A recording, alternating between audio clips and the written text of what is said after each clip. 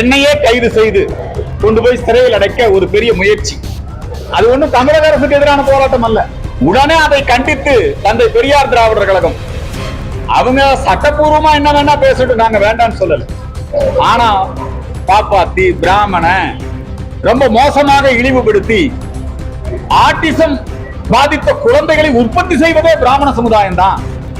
அந்த பிராமண சமுதாயத்தையே தடை செய்ய வேண்டும், இப்படி ஒரு வெறி பேச்சை பேசியிருக்கிறார். இப்ப 3 கைதுகள் நடந்தது. அர்ஜுன் சம்பத் கைது, ஓம்கார் பாலாஜி கைது, கஸ்தூரி கைது.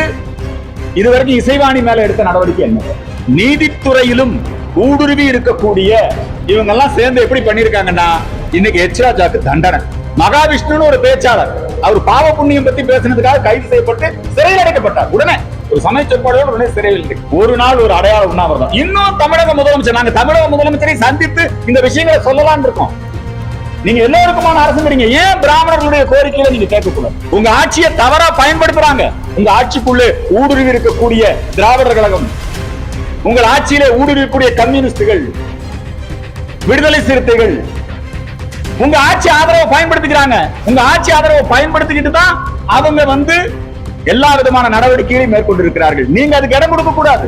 நீங்க இப்ப என்ன பண்றீங்க? திராவிட மாடல்ங்கிற போர்வையில மீண்டும் ஈவேரா, ஆங்கில ஆதரவு, இஸ்லாமிய பயங்கரவாதிகள் ஆதரவு, மோசடி மதமாற்ற கும்பலுடைய ஆதரவு, இந்த நிலையில நீங்க இருக்கீங்க. திருச்செந்தூருக்கு ராஜீவ்காந்தி வந்தார். அவர் திருச்செந்தூர் முருகன் அங்க தரிசனம் பண்றதுக்கு மேலாடையில தான் போகணும். அப்படி போனாங்க. இது இந்து சமய அறநிலையத்துறை விதியிலேயே இருக்குது. ஆனா அந்த விதியை அகற்றணும்னு திராவிட மாடல் நினைக்குது. அரோகரா சொன்னாவே எதிர்ப்பு, அல்லலையா சொன்னா ஆதரவு, வந்தே மாதரம் சொன்னா எதிர்ப்பு, அல்லாஹ் சொன்னா ஆதரவு. இந்த நாட்டுல மன்னராட்சி நடக்குதுங்கிறார், உண்மைதானே பேசியிருக்காரு. அதை திருமாவளவன அவரு நேரத்துக்கு தகுந்தபடி இடத்துக்கு தகுந்தபடி பேசிட்டு இருக்காரு. அவர் உதயநிதி அப்படித்தானே பேசுவாரு. அவர் உதயநிதி யாரும் நம்மளை எதிர்க்க மாட்டாங்கன்னு நினைச்சிட்டு இருக்கிறாரு. இந்த மண்ணில் ராஜீவ்காந்தியை கொன்று புதைத்தோம். இன்னைக்கு எல்லாம் ராகுலுக்கும் பிரியாங்காவுக்கும் கூட திருமாவளவன் போய் நிக்கிறாரு. ராஜீவ்காந்தி கொலையாளிகளை வீட்டுக்கு கூப்பிட்டு நீங்க கட்டி அணைக்கிறீங்களே. சனாதன ஆதரவு வழக்கறிஞர்கள் பங்கேற்று சிறப்பித்து இருக்கின்ற கருத்தரங்கம் வெகு நல்ல முறையிலே நடைபெற்றிருக்கிறது. கடந்த மாதம் பிராமண சமூகத்தை பாதுகாத்திட புதிய சட்டம் இயற்ற வேண்டும், பிராமண சமூகம் தொடர்ந்து இழிவுபடுத்தப்படுகிறது, அந்த இழிவுபடுத்தப்படுகின்ற குற்றச் செயல்களுக்கு பரிகாரம், அவமானப்படுத்தப்படுவது தடை செய்யப்பட வேண்டும். இதற்காக பிராமண சமூகத்துடன் இணைந்து இந்து மக்கள் கட்சியின் சார்பிலே ஒரு மிகப்பெரிய கோரிக்கை ஆர்ப்பாட்டம் மற்றும் பேரணி நடைபெற்றது. அந்த ஆர்ப்பாட்டம் பேரணி நடவடிக்கையை தொடர்ந்து அதிலே அனைத்து சமுதாய தலைவர்களும் பங்கெடுத்துக் கொண்டார்கள். அதிலே நடிகை கஸ்தூரி அவர்கள் பேசிய பேச்சை திரித்து வெளியிட்டு அவர்களை ஒரு தீவிரவாதியை போல சென்று கைது செய்து பிராமணர்களுக்கு ஆதரவாக, சனாதனத்திற்கு ஆதரவாக யார் பேசினாலும் அவர்கள் இப்படி துன்புறுத்தப்படுவார்கள் அப்படிங்கிறதுக்கு அது ஒரு அடையாளம். கனடா நாட்டிலே நம்முடைய கோயில்கள் தாக்கப்பட்டது. காலிஸ்தான் ஆதரவாளர்கள் பக்தர்கள் மீது தாக்குதல் நடத்தினார்கள். அதை கண்டித்து இந்து மக்கள் கட்சி சென்னையில போராட்டம். இந்து மக்கள் கட்சி தான் இதெல்லாம் நடத்துதா? அதனால என்னையே கைது செய்து கொண்டு போய் சிறையில் அடைக்க ஒரு பெரிய முயற்சி. அது ஒண்ணும் தமிழக அரசுக்கு எதிரான போராட்டம் அல்ல. அது காலிஸ்தான் பிரிவினைவாதிகளுக்கு எதிரான போராட்டம். கனடால நம்முடைய பக்தர்கள், கோயில்கள் தாக்கப்பட்டிருக்கிறது. அதை கண்டித்து நடைபெறுகின்ற போராட்டம். அதனைத் தொடர்ந்து இந்து மக்கள் கட்சியினுடைய இளைஞரணி ஓம்கார் பாலாஜி ஈசா யோக மையம், இந்து சமயம், சனாதனம் இவற்றை குறித்தெல்லாம் தொடர்ந்து அவதூறு பரப்பி வருகிறார் நக்கீரன் கோபால். அதை கண்டித்து இந்து மக்கள் கட்சியின் சார்பிலே ஆர்ப்பாட்டம். அந்த ஆர்ப்பாட்டத்திலே ஓம்கார் பாலாஜி பேசிய பேச்சு, அதற்காக ஓம்கார் பாலாஜி கைது செய்யப்பட்டார். கைது செய்யப்பட்டது மட்டுமல்ல, அவர் கையிலே ஒரு சிலேட்டை கொடுத்து அவரை அவமானப்படுத்தக்கூடிய அப்படி ஒரு போட்டோ எடுத்து அந்த போட்டோவை கொண்டு போய் அத யூடியூப் ரூட்டர்ஸ் நக்கீரன் கோபால் ஒரு மனித உரிமை மீறல், ஒரு ஒடுக்குமுறை நடவடிக்கை. அதனைத் தொடர்ந்து நீங்க பாத்தீங்கன்னா இந்து மக்கள் கட்சி நடத்தக்கூடிய எந்த ஒரு நிகழ்ச்சிக்கும் அனுமதி மறுப்பு, தொடர்ந்து பிராமண சமுதாயத்தை இழிவுபடுத்துவது நடந்து கொண்டே இருக்கிறது. ஒரு உயர் நீதிமன்ற நீதிபதி அவருடைய மனைவி ஆட்டிசம் குழந்தைகள் இல்லையா, அவங்க பாதிச்சிருவாங்க அப்படிங்கிறதுனால கஸ்தூரிக்கு ஆதரவாக ஒரு குரல் கொடுத்தாங்க. உடனே அதை கண்டித்து தந்தை பெரியார் திராவிடர் கழகம் அவங்க சட்டப்பூர்வமா என்ன வேணா பேசிட்டு நாங்க வேண்டாம்னு சொல்லல. ஆனா பாப்பாத்தி பிராமண ரொம்ப மோசமாக இழிவுபடுத்தி ஆட்டிசம் பாதித்த குழந்தைகளை உற்பத்தி செய்வதே பிராமண சமுதாயம் தான். அந்த பிராமண சமுதாயத்தையே தடை செய்ய வேண்டும், இப்படி ஒரு வெறி பேச்சை பேசியிருக்கிறார். எந்த நடவடிக்கையும் இல்லை. இசைவாணி என்கிற பாடகி நீலம் பண்பாட்டு மையம் ரஞ்சித் மேடை அமைத்துக் கொடுக்கிறார், மார்கழி மக்கள் இசை என்கிற தலைப்பில். ஐயப்ப பக்தர்கள் எல்லோரும் மாலை அணிந்து விரதம் இருக்கக்கூடிய ஒரு தவ காலம் இந்த காலம். அவர்கள் மனதை புண்படுத்தக்கூடிய வகையிலே ஐயம் சாரி ஐயப்பாங்கிற பாடலை ட்ரெண்ட் பண்ணி அவங்க மேல நடவடிக்கை இல்லை.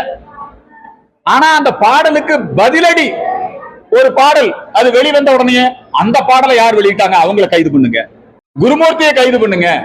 யார் சனாதனத்துக்கு ஆதரவா பேசுறாங்களோ மேலும் சனாதனத்தை கேலியும் கிண்டலும் செய்து மிக மோசமான நடவடிக்கைகள் தொடர்ந்து கொண்டே இருக்கின்றன. நாங்க இத மாண்புமிகு தமிழக முதலமைச்சர் இது எல்லோருக்குமான அரசு என்று சொல்லி இருக்கிறார். யாரையும் நாங்கள் இழிவுபடுத்த மாட்டோம் என்று சொல்லி இருக்கிறார். இப்ப 3 கைதுகள் நடந்தது. அர்ஜுன் சம்பத் கைது, ஓம்கார் பாலாஜி கைது, கஸ்தூரி கைது. இதுவரைக்கும் இசைவாணி மேல எடுத்த நடவடிக்கை என்ன? இப்ப திராவிடர் கழகம் ஆட்டிசம் குழந்தைகள் தொடர்பாக, பிராமண பெண்கள் தொடர்பாக, பிராமண குடும்பம் தொடர்பாக பேசிய அவதூறு கற்பித்த அவர்கள் மீது எடுத்த நடவடிக்கை என்ன? அரசாங்கம் இந்த விஷயங்கள் எல்லாம் வேலை செய்யவே இல்லை. தொடர்ந்து கோயிலிலே அந்தணர்கள் தனிமைப்படுத்தப்படுகிறார்கள். அர்ச்சகர்கள், சிவாச்சாரியார்கள், பட்டாச்சாரியார்கள் இவரெல்லாம் பாதிக்கப்படுகிறார்கள். இந்த பிராமண சமூகத்தை இழிவுபடுத்துவது தொடர்ந்து கொண்டே இருக்கிறது. யார் இந்துக்களுக்கு ஆதரவா பேசுறாங்களோ அவங்க மேல கேஸ் போடு. கேஸ் போடுறது மட்டுமல்ல, தண்டனை கொடு. எச் ராஜா அவர்கள் பூலோக வைகுண்டமாகிய இந்த ஸ்ரீரங்கத்திலே இருக்கக்கூடிய ஈவேரா சிலை எங்க பார்த்தாலும் அரசாங்கத்தினுடைய செலவுல கருணாநிதி ஐயா அவர்களுடைய சிலை அமைக்கப்படுகிறது. திரிபுராவிலே ஏற்பட்ட அரசியல் மாற்றம், அங்கே கம்யூனிஸ்ட் கட்சி தோற்று அங்க இருக்கக்கூடிய மக்கள் வெகுண்டெழுந்து அங்கே இந்த லெனின், ஸ்டாலின், இந்த கம்யூனிஸ்ட் கட்சி தலைவர் சிலை எல்லாம் எடுத்தாங்க. அந்த நேரத்தில் ஒரு தேசிய கட்சியினுடைய செயலாளராக இருக்கக்கூடிய எச் ராஜா ஒரு அரசியல் கமெண்ட் அது ஒரு ரியாக்ட் பண்றாரு. என்ன ரியாக்ட் பண்றாருன்னா, அங்க எப்படி அந்த சிலைகள் எல்லாம் அகற்றப்பட்டதோ அது மாதிரி இங்கும் சிலைகள் அகற்றப்படும் பேசினார். அந்த பேச்சுக்கு உடனே வழக்கு. கனிமொழி தொடர்பாக அது அவர் ஒரு பொலிட்டிக்கலா கூட பண்ணல, கனிமொழி தொடர்பாக அவர் பேசிட்டாரு, அதுக்காக ஒரு வழக்கு. இந்த 2 வழக்கையுமே இதை ஸ்குவாஷ் பண்ணணும்னு அவங்க போகும்போது நீதித்துறையிலும் ஊடுருவி இருக்கக்கூடிய இவங்க எல்லாம் சேர்ந்து எப்படி பண்ணிருக்காங்கன்னா, இன்னைக்கு எச் ராஜாக்கு தண்டனை. எதுக்கு? ஒரு அரசியல் தலைவர் ஒரு பொலிட்டிக்கல் கமெண்ட் சொன்னதுக்கு, சமூக ஊடகத்துல ஒரு கருத்து தெரிவித்துக்கு, ட்விட்டர்ல அல்லது எக்ஸ் தளத்துல ஒரு பதிவு போட்டதுக்காக இன்றைக்கு அவருக்கு 6 மாசம் தண்டனை, 6 மாசம் தண்டனை. 2 எச் ராஜாவை தண்டிக்க முடியுது.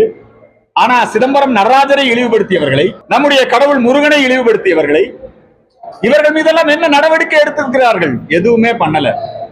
நடவடிக்கைகள் இந்த பிராமணர்களுக்கு எதிராக, சனாதன தர்மத்திற்கு எதிராக, சனாதன தர்மத்தை குறித்து கொசு, டெங்கு, மலேரியான்னு பேசினவங்க தொடர்ந்து அதை பேசிக்கிட்டே இருக்காங்க. மகாவிஷ்ணுன்னு ஒரு பேச்சாளர், அவர் பாவ புண்ணியம் பத்தி பேசினதுக்காக கைது செய்யப்பட்டு சிறையில் அடைக்கப்பட்டார். உடனே ஒரு சமய சொற்பாடுகள் உடனே சிறையில். இப்படி இந்த அராஜகங்கள் தொடர்ந்து கொண்டே இருக்கிறது. இப்ப நாங்க எல்லாருமே இந்த ஜனநாயக நாட்டிலே வாழ்ந்து கொண்டிருக்கிறோம். எங்களுக்கு நீதி வேண்டும். அதற்காக சட்டபூர்வமான நடவடிக்கைகளை மேற்கொள்ள வேண்டும். நாங்க நம்முடைய மக்களுக்கு எது கடைசி புகலிடம்? நீதிமன்றம் தான். ஆகவே இந்த நீதிமன்றம், நீதி பரிபாலனம், இது எல்லாமே நம்முடைய வழக்கறிஞர்கள் அவங்க மத்தியில தான் இருக்கு. ஆகவேதான் இந்த சனாதன தர்ம ஆதரவு வழக்கறிஞர்களை ஒன்று கூட்ட வேண்டும் என்பதற்காக முதல்ல நடந்தது ஒரு நிகழ்ச்சி. அதற்கு பிறகு அடுத்த கட்டமாக, அடுத்த பாய்ச்சல், அடுத்த அத்தியாயம் இந்த சனாதன ஆதரவு வழக்கறிஞர்களுடைய கருத்தரங்கத்தை இன்றைக்கு நாம் நடத்தி இருக்கிறோம். 80க்கும் மேற்பட்ட வழக்கறிஞர்கள், சீனியர் அட்வொகேட்ஸ். இப்ப ஐயா திருச்சி வழக்கறிஞர் அசோசியேஷனுடைய தலைவர் அவங்க, அதே மாதிரி மதுரை, இப்படி தமிழ்நாட்டுடைய சீனியர் வழக்கறிஞர்கள், இந்த நீதித்துறையோடு தொடர்புடையவர்கள், இவர்கள் எல்லாம் இன்றைக்கு ரொம்ப அற்புதமாக நம்முடைய கிருஷ்ணசாமி அவர்களும் நம்முடைய குருமூர்த்தி அவர்களும் இந்த நிகழ்ச்சியை சிறப்பாக ஏற்பாடு செய்திருந்தார்கள். இந்த நிகழ்ச்சியில பங்கெடுத்துக் கொண்டு 13 தலைப்புகளின் கீழ் நாம இங்கே நாம் விவாதம் செய்து தீர்மானங்களை நிறைவேற்றி இருக்கிறோம். குறிப்பாக பிராமண சமூகத்தை பாதுகாத்திட புதுவை சட்டம் வேண்டுமா, அல்லது ஏற்கனவே தீர்மானங்கள் அனைத்தும் உங்களுடைய கைகளிலே வழங்கப்படும். இந்த நிகழ்ச்சிக்கு எல்லோரும் வந்து ஒத்துழைத்திருக்கிறார்கள். அடுத்த கட்ட நடவடிக்கை என்னன்னா, அடுத்த மாதம் ஜனவரி 5ஆம் தேதி மதுரையிலே பிராமண சமூகத்துடன் இணைந்து, சனாதன ஆதரவாளருடன் இணைந்து எங்களுக்கு எதிரான இந்த அட்ராசிட்டிஸ் தொடர்ந்து கொண்டே இருக்கிறது. எங்க மேல அது கஸ்தூரி கைதா இருக்கலாம், ஓம்கார் பாலாஜி கைதா இருக்கலாம், நான் என்னை கைது செய்ததாக இருக்கலாம், எங்களுக்கு எதிரான தடை இப்ப எச் ராஜாவுக்கு தண்டனை வழங்கியதாக இருக்கலாம். இதெல்லாம் வச்சு ஒரு நாள் ஒரு அடையாள உண்ணாவிரதம். இன்னும் தமிழக முதலமைச்சர், நாங்க தமிழக முதலமைச்சரை சந்தித்து இந்த விஷயங்களை சொல்லலாம்னு இருக்கோம். நீங்க எல்லோருக்குமான அரசுங்கிறீங்க, ஏன் பிராமணர்களுடைய கோரிக்கையில நீங்க கேட்கக்கூடாது? நாங்க ஒண்ணு அரசுக்கு எதிராக ஒரு போராட்டம் அல்ல, அரசுக்கு எதிரான போராட்டமோ ஆட்சிக்கு எதிரான கிளர்ச்சியோ அல்ல. நாங்க மேற்கொண்டிருக்கின்ற நடவடிக்கைகள் எங்களுக்கும் நீதி வேண்டும், அப்படிதான் நாங்க வந்துகிட்டு இருக்கோம். அந்தனர் சமூகம் பாதுகாக்கப்பட வேண்டும். எங்க சித்தாந்த வேற, உங்க சித்தாந்த வேறையா இருக்கலாம், அதுக்காக எங்க குரல் நாங்க சொல்லக்கூடாதா? இதை ஏன் நீங்கள் காவல்துறையை பயன்படுத்தி அல்லது உங்களுடைய ஆட்சி அதிகாரத்தை பயன்படுத்தி எங்களை ஒடுக்குவதற்கு, எங்களை சிறையில் அடைப்பதற்கு நீங்கள் ஏன் முயற்சிக்கின்றீர்கள்? எங்கள் குரலையும் கேளுங்கள். ஸ்டாலின் கிட்ட நாங்க அப்பாயின்மெண்ட் கேட்டிருக்கிறோம், அவர்கிட்ட போய் முதல்ல இதெல்லாம் சொல்லணும். உங்க ஆட்சியை தவறா பயன்படுத்துறாங்க. உங்க ஆட்சிக்குள்ளே ஊடுருவி இருக்கக்கூடிய திராவிடர் கழகம், உங்கள் ஆட்சியிலே ஊடுருவக்கூடிய கம்யூனிஸ்டுகள், விடுதலை சிறுத்தைகள் உங்க ஆட்சி ஆதரவை பயன்படுத்திக்கிறாங்க. உங்க ஆட்சி ஆதரவை பயன்படுத்திக்கிட்டு தான் அவங்க வந்து எல்லா விதமான நடவடிக்கைகளையும் மேற்கொண்டிருக்கிறார்கள். நீங்க அதுக்கு இடம் கொடுக்க கூடாது. ஈவேரா கொள்கைகளில் இருந்து விடுபட்டு ஈவேரா கொள்கைகளை எதிர்த்துத்தான் அண்ணாதுரை, கடவுள் இல்லைன்னாரு ஈவேரா, அண்ணாதுரை ஒன்றே குலம் ஒருவனே தேவன் ஆன்மீகத்தை ஏற்றுக்கொண்டார். இந்தியாவுக்கு சுதந்திரம் வேண்டாம், ஆகஸ்ட் 15 துக்க நாள் அப்படின்னாரு. யாருங்க? ஈவேரா. அண்ணாதுரை சொன்னார் இல்ல இன்ப நாள். தீக்காவை எதிர்த்து தான், தீக்கா கொள்கையில் இருந்து மாறுபட்டு தான் திமுக உருவாக்கப்பட்டது. நீங்கள் இன்றைக்கு அண்ணாவின் கொள்கைகளை பேசுவதில்லை. ஆரியமாயை எழுதின அண்ணா திராவிடர் கழகத்திலே பிராமணர்கள் உறுப்பினராக முடியாது, திமுகவிலே பிராமணர்களும் உறுப்பினராகலாம். அண்ணா வந்து பிராமண எதிர்ப்பை கைவிட்டார். நீங்கள் அண்ணாவின் கொள்கைகளை தூக்கி பிடிக்காமல் நீங்க வந்து இப்ப என்ன பண்றீங்க? திராவிட மாடல்ங்கிற போர்வையில மீண்டும் ஈவேரா, ஆங்கில ஆதரவு, இஸ்லாமிய பயங்கரவாதிகள் ஆதரவு, மோசடி மதமாற்ற கும்பலுடைய ஆதரவு, இந்த நிலையில நீங்க இருக்கீங்க. இந்த நிலை மாற வேண்டும். திராவிட மாடல்னா அதுல அண்ணாதுரை திராவிடன் ஸ்டாக்னு பேசினார்னு பெருமையா சொல்றீங்க. திராவிட மாடல்னா நீங்க அண்ணாதுரையை, எங்களுக்கு அண்ணாதுரை மாடலோட கருத்து வேறுபாடு உண்டு, அது வேற. ஆனா நீங்க அண்ணா வழியில் இல்ல. இன்னும் சொல்ல போனா கருணாநிதி அவர்கள், ஐயா கருணாநிதி அவர்களுடைய வழியில கூட நீங்க இல்ல. கருணாநிதி பிஜேபியோட கூட்டு வச்சுக்கிட்டாரு இல்லையா? கூட்டு வச்சாரா இல்லையா? பண்டாரங்கள் பரதேசி. நீங்க திமுக, நீங்க பிஜேபி அமைச்சரவையில் அங்கம் வகித்தீர்கள். வாஜ்பாய் மந்திரி சபையில நீங்க எல்லாம் இருந்தீங்க. ஏன் இந்த தீண்டாமை? ஏன் இந்த பாகுபாடு? ஏன் நீங்கள் எங்கள் மீது ஒடுக்குமுறையை கடைபிடிக்கிறீர்கள்? திராவிட மாடல் என்கிற போர்வையிலே உங்களை வேறு யாரோ இயக்குகிறார், உங்க ஆட்சியை பயன்படுத்திக் கொள்கிறார்கள். நீங்க எங்களுக்கு விரோதமா இருங்க, எங்களுக்கு எதிர்கொள்கை பேசுங்க, எங்களுக்கு எதிர் சித்தாந்தம் பேசுங்க, அதை நம்ம வந்து ஜனநாயக பூர்வமா சந்திச்சுக்கலாம். ஆனால் உங்களை பயன்படுத்தி, உங்கள் ஆட்சியை பயன்படுத்தி திராவிட மாடல் என்கிற போர்வையிலே எங்களை ஒடுக்க நினைப்பது, இதிலிருந்து எங்களுக்கு நீங்கள் நீதியை நிலைநாட்ட வேண்டும். நீங்கள் எல்லோருக்கும் மாணவர் என்று சொன்னால் நீங்கள் எங்களையும் சந்திக்க வேண்டும், எங்களுடைய குறைகளையும் கேட்க வேண்டும். அதனால மதுரையிலே மேலும் முதலமைச்சருடைய கவனத்தை ஈர்க்கக்கூடிய வகையிலே இந்த கோரிக்கைகள் எல்லாம் வலியுறுத்தி ஒரு நாள் ஒரு அடையாள உண்ணாவிரதம், 1008 பேர் ஒரே இடத்திலே அமர்ந்து என்னுடைய தலைமையிலே ஒரு அடையாள உண்ணாவிரதம் அங்கே இருக்க இருக்கின்றோம். காலையிலே ஒரு 8 மணிக்கு துவங்கின உண்ணாவிரதம் மாலை 6 மணி வரை நடக்கும். ஆகவே அடுத்த நிகழ்ச்சியாக அந்த நிகழ்ச்சியை நடத்துவது, அதற்கு மத்தியிலே ஆலயங்களிலே அர்ச்சகர்கள், சிவாச்சாரியார்கள், ஆலய சொத்துக்கள் இதெல்லாம் வந்து ஆக்கிரமிக்கப்படுகிற பொழுது, இவர்கள் பாதிக்கப்படுகிற பொழுது இந்த வழக்கறிஞர் டீம் ஒவ்வொரு மாவட்டத்திலும் சனாதன ஆதரவு வழக்கறிஞர்கள் குழுக்களை உருவாக்கி இது மாதிரி 4 பகுதியில நடத்த போறோம். இதே மாதிரி நிகழ்ச்சி தமிழகத்திலே எல்லா பகுதிகளிலும் தேவையான சட்ட உதவிகளை செய்வதற்கான ஒரு தீர்மானத்தை இன்றைக்கு நாங்கள் எடுத்திருக்கிறோம். நீங்க தான் கேள்வி இருந்தா கேட்க.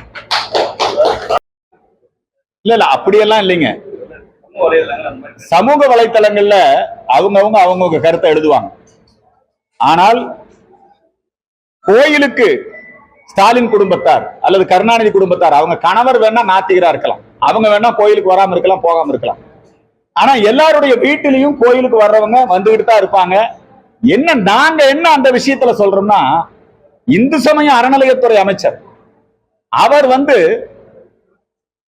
கடவுள் பக்தி உள்ளவர், அவர் வந்து இன்னைக்கு அறநிலையத்துறை அமைச்சரா இருக்கிறாரு. ஆனா துர்காம்மா ஒரு கோயிலுக்கு வர்றாங்கன்னா அதுக்கு வந்து எல்லா விதமான ஏற்பாடும் அவரே முன்னின்று செய்யறாரு. ரொம்ப சந்தோஷம் தான். அவரே முருக பக்தர் மாநாடு நடத்தினா நாங்க எல்லாருமே அதுல கூட பங்கெடுத்துக்கிட்டோம். அவங்க வந்து அவங்க வீட்டுல இருந்து கோயிலுக்கு வருவது போவது அப்படிங்கிறது அது ஒன்னும் வரவேற்கத்தக்க விஷயம்தான். கொஞ்சம் கொஞ்சமா அவங்க வந்து அவங்களுடைய குடும்பத்துல இன்னைக்கு ஈவேரா அவங்க வாரிசுகளுடைய குடும்பம் இப்ப சமீபத்துல ஒரு திருமண விளம்பரம் பார்த்தேன். ஈவேராவுடைய கொள்ளு பேருன்னு நினைக்கிறேன், ஈவி.கே. சம்பத்.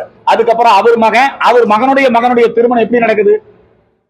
எல்லாம் முறைப்படி, என்னங்க சனாதன முறைப்படி தான் நடக்குது.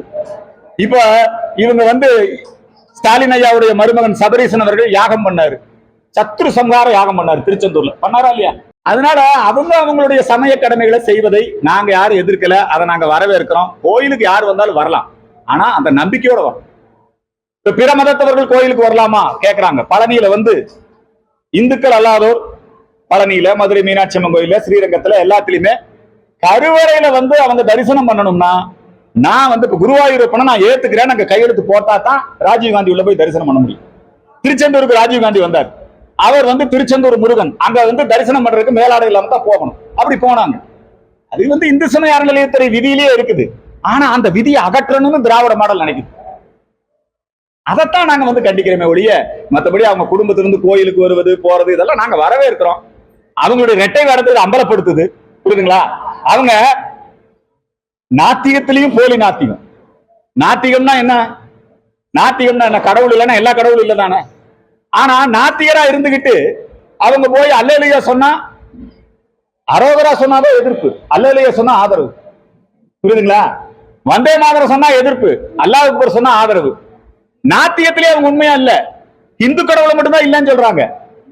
வேற போய் மற்ற மத கடவுள் இப்ப இந்து கோயில் முன்னாலதான், இப்ப பூலோக வைகுண்டம் ஸ்ரீரங்கத்து முன்னாடிதான் கொண்டு வந்து வச்சிருக்காங்க. கடவுள் இல்லை, பரப்புகிறவன் அயோக்கியன், காட்டு முராண்டி இதெல்லாம் வச்சிருக்காங்க. ஒரு சர்ச்சு முன்னாடி ஒரு மசூதி முன்னாடி வைக்க முடியுமா? ஆக அவர்கள் பேசுவது போலி நாத்திகம், அவங்க ரியல் நாத்திகம் இல்ல. இன்னும் சொல்ல போனா சமஸ்கிருதத்துல தான் நாத்திக கருத்து அதிகம், தமிழ் மொழி தான் தெய்வீக மொழி, தெய்வீக கருத்து அதிகம். இங்க ஆழ்வார் பாசுரங்களும் மூவர் பாடிய தேவாரமும் இதை விட சிறந்த தமிழ் எங்க இருக்குது? ஆனா சமஸ்கிருதத்துல பாத்தீங்கன்னா நாத்திக கருத்து நிறைய இருக்கும் வேதாந்தத்துல. ஆனா இவங்க என்னங்கிறாங்கன்னா சமஸ்கிருத எதிர்ப்புன்னா அது ஆன்மீக எதிர்ப்புங்கிற மாதிரி கொண்டு போயிட்டு இருக்காங்க. அதனால ரொம்ப தவறா சொல்லிக்கிட்டு இருக்காங்க. அப்புறம் ஒரு பக்கம் பிராமணர் எதிர்ப்பு பேசுவாங்க, ஆனா அவங்களுக்கு வக்கீல் பிராமணர் தான், அவங்களுக்கு டாக்டர் பிராமணர் தான், என்னங்களா? வீட்டுல ஹோமம் பண்றவங்க பிராமணர்கள் தான். சும்மா அவங்க பிராமணர் எதிர்ப்பும் போலி தான், அவங்க ஆன்மீகத்திலும் போலி, அவங்க நாத்திகத்திலும் போலி. அதான் திராவிடம். நன்றி, வணக்கம்.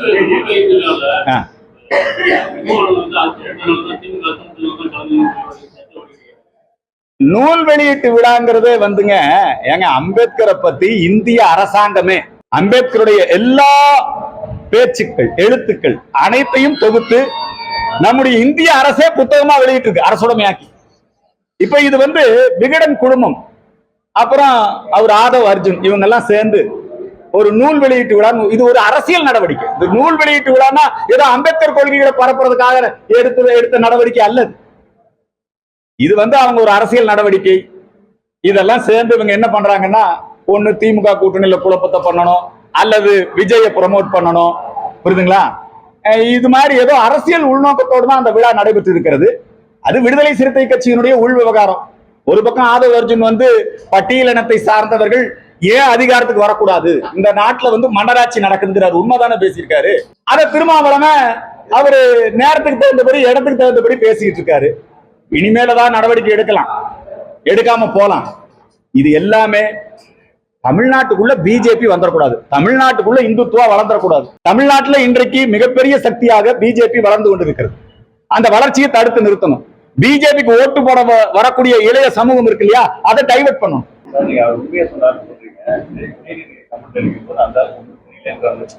அவர் உதயநிதி அப்படித்தானே பேசுவாரு. அவர் உதயநிதி யாரும் நம்மளை எதிர்க்க மாட்டாங்கன்னு நினைச்சிட்டு இருக்கிறாரு. அவரை எதிர்த்து கருத்து சொன்னா அந்த கருத்துக்கு நீ பதில் கருத்து சொல்லுப்பா. இந்த நாட்டுல மன்னராட்சி தானே, முகலாய ஆட்சி தானே இல்லையா? அக்பர், அவுரங்கசீப், ஷாஜகான் இப்படி வந்துட்டு இருந்தது இல்லையா? அது மாதிரி தானே கருணாநிதி, ஸ்டாலின், இப்ப அதுக்கு அடுத்தது உதயநிதி ஸ்டாலின். உங்களை மக்கள் தேர்ந்தெடுத்தாங்க, நாங்க இல்லைன்னு சொல்லல. உங்க மக்கள் தேர்ந்தெடுத்திருக்காங்க, யார் இல்லைன்னு சொன்னா? ஆனா நீங்க தானே இல்லையா? உங்க கட்சி எல்லாம் என்ன, உங்க குடும்ப கட்சி தானே. அதனால இதெல்லாம் வந்து நிறைய நம்ம பேசி இருக்கிறோம். அது மன்னராட்சி மாதிரி தான் நடந்துகிட்டு இருக்குது. பரம்பரை ஆட்சி தான் நடந்துட்டு இருக்குது. ஒரு காலத்துல நம்முடைய ஐயா கருணாநிதி அவர்கள் எழுதுறாரு மூப்பனாரை பார்த்து, பணிந்து போக மாட்டான் பண்ணையாரே, நேரு குடும்பம் தான் ஆள வேண்டுமா, சர்வாதிகாரி இந்திரா, அங்கெல்லாம் ஏன் வாரிசு அரசியலை பேசவில்லை, சங்கர மடத்துல வாரிசு அரசியல் கருணாநிதி. இது என்ன சங்கர மடமா திமுகன்னு கேட்டார். சங்கர மடத்துல எங்கீங்க வாரிசு, அங்க ஞான வாரிசு. புரியுதுங்களா? உங்களை மாதிரி அப்பா மகன் பேர பேத்தி அல்ல சங்கர மடத்துல. சங்கர மடம் ஒரு ஞான பரம்பரை அது. புரியுதுங்களா? அங்க தனக்கு பிறந்தவன் தான் வரணுங்கிறதெல்லாம் கிடையாது. அதனால அவங்க எல்லாம் வேண்டும் என்று உள்நோக்கத்தோடு இதை செய்து கொண்டு இருக்கிறார்கள். இன்றைக்கு இந்த கவர்மெண்ட் அவங்க ஆக்கிரமிச்சுட்டு இருக்கிறாங்க. மக்கள் இன்னைக்கு பாருங்க, இந்த ஆட்சி திராவிட மாடல்னா என்ன? எங்க ஒரு பாலம் கட்டி இருக்கிறான் 90 நாளைக்கு முன்னாடி, அந்த பாலத்தை திறந்து வைக்கிறார் அதே மந்திரி. வெள்ளம் வருது, பாலம் அடிச்சுட்டு போயிருச்சு, 16 கோடி ரூபாய் போச்சுங்க ஆத்தோட. 4000 கோடி ரூபாய் பேக்கேஜ், புயல் மழை வெள்ள நிவாரண பணிகள்ல முழுமையாக தோல்வி இல்லைங்களா? குடிதண்ணீர், நல்ல குடிதண்ணீர் சென்னையில கொடுக்க முடியல உங்களால. மாநகராட்சி வழங்கிய குடிதண்ணீரை குடிச்சு 3 பேர் செத்து போயிட்டான், 30 பேர் மருத்துவமனையில் இருக்கிறாங்க. புரியுதுங்களா? அதனால இந்த விஷயத்துல இந்த அரசாங்கம் அனைத்து வகையிலும் ஃபெயிலியர் ஆயிருக்குது.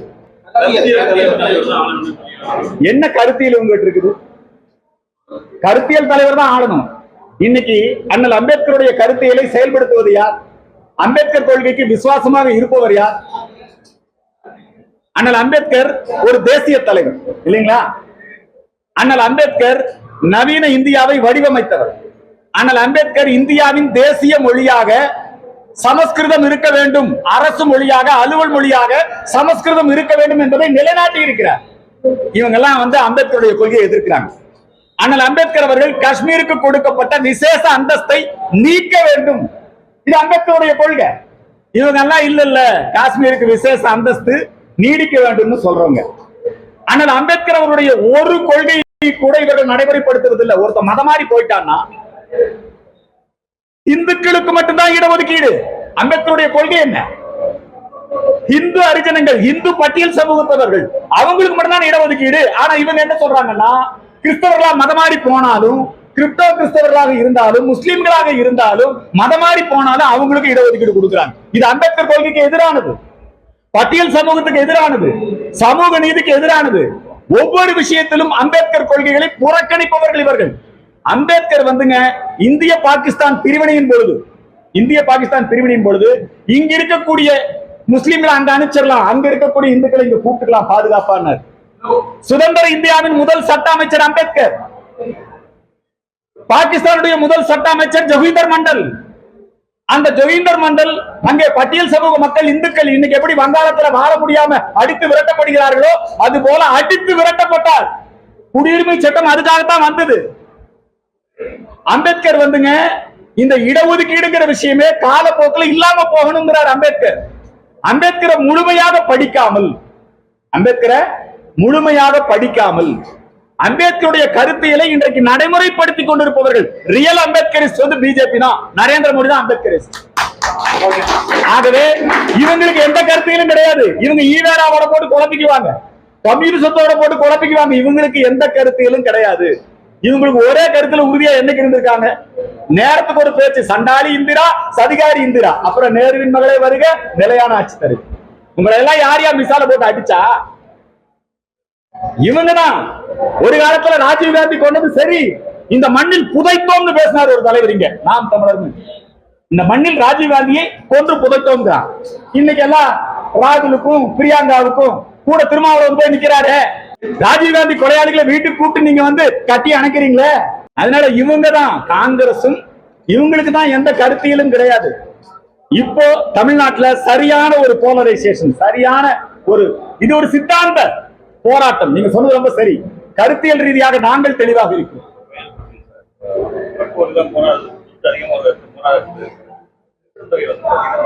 பக்கத்துல பவானியில இங்க எல்லாமே இது வக்பு சொத்துன்னு சொல்றாங்க.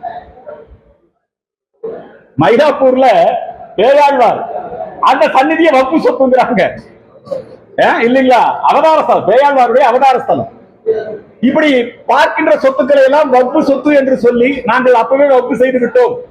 கோயில் 1500 ஆண்டு காலம் பழமையானது. வக்பு எப்ப வந்தது? ஆனா இவங்க சொல்றாங்க வக்பு நிலத்துல கோயில் இருக்குதுங்கிறாங்க. இந்த முரண்பாட்டை களைய வேண்டும். இந்த சொத்துக்கள் யாருடையது? வக்குக்காரனுக்கு வக்கு சொத்தா இருந்தா அதை அவனுக்கு அதை மார்க் பண்ணி கொடுத்துருங்க. அதுக்காகத்தான் வக்கு சட்டம். இங்க இது வக்கு சொத்து இல்லைன்னு தீர்மானம் ஆகி போச்சு. இப்ப சமீபத்துல கூட சோபா கரந்தை எல்லாம் பார்த்துட்டு போயிருக்கிறாங்க. மாவட்ட ஆட்சியர் தலைமையில இப்ப இந்த புதுசா கொண்டு வரக்கூடிய வக்கு சட்டம் அதை ஓராண்டுக்கு தள்ளி வச்சிருக்காங்க. இந்த வக்கு சட்டம் வந்ததுன்னா முஸ்லீம்களுக்கு நல்லது, இந்துக்களுக்கு நல்லது.